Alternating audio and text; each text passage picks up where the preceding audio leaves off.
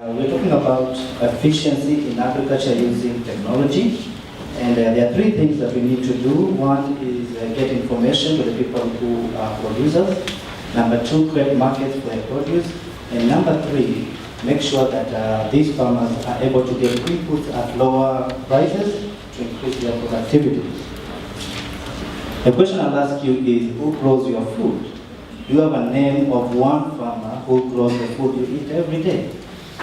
You have a name?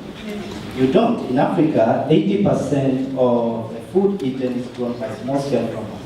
And these small-scale farmers are mostly women, and they live in rural Africa, Kenya, in the tiny villages, and they have no information, no access, and most times, these people are used because they have no voice, they are kept in the dark because they have no information, and the only thing we know about farmers is reading in the newspapers about how farmers are crying, about low prices for their produce, about how they're being used, misused, and abused by these people. Who are they? These are food mafias and the food chain. So, the question is, how can we use technology to solve these problems? Mobile phones. In Kenya, there is 75% penetration of mobile phones, and that translates to around 9.9 million mobile users. The good news is these mobile phones have made their way to the rural homes, and we can use that to help these farmers. One, by getting them information on how to produce. Two, getting them information on what price their produce is going for, to make sure they make decisions on where to sell, how much to sell, and who to sell to.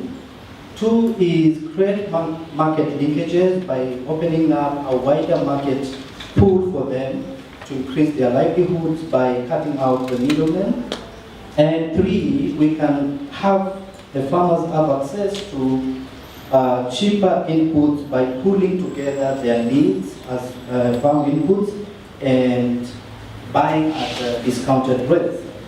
Now, that is what formed the backbone of EMFA.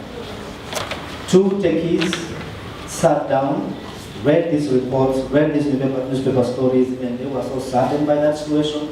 They decided to use their technology ideas to put together the mobile application.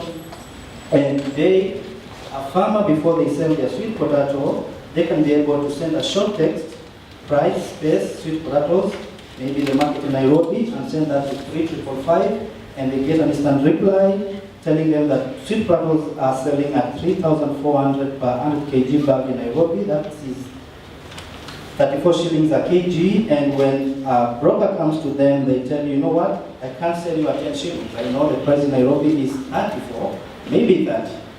And that's how they're able to make decisions and be able to have a control on how much they can sell their produce.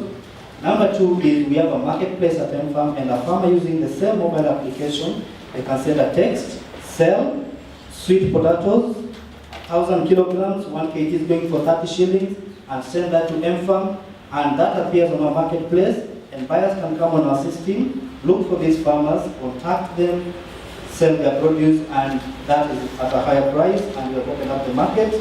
And as we are talking, farmers are closing deals, selling their produce at higher prices. They are happy, their livelihood have been increased. And one story in Western Kenya, in a village called Rhino, there was a hunger pan period between April and June.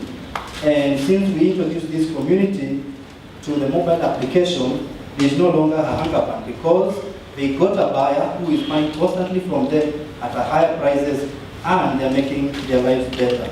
So we are M-Farm, we are situated at Bishop Wambua Center, 3rd floor. You can visit us, or you can go to www.mfarm.co.ke and learn more. And also, if you like stories, I write stories on that blog, and you can read, and let's keep the conversation going. Thank you so much.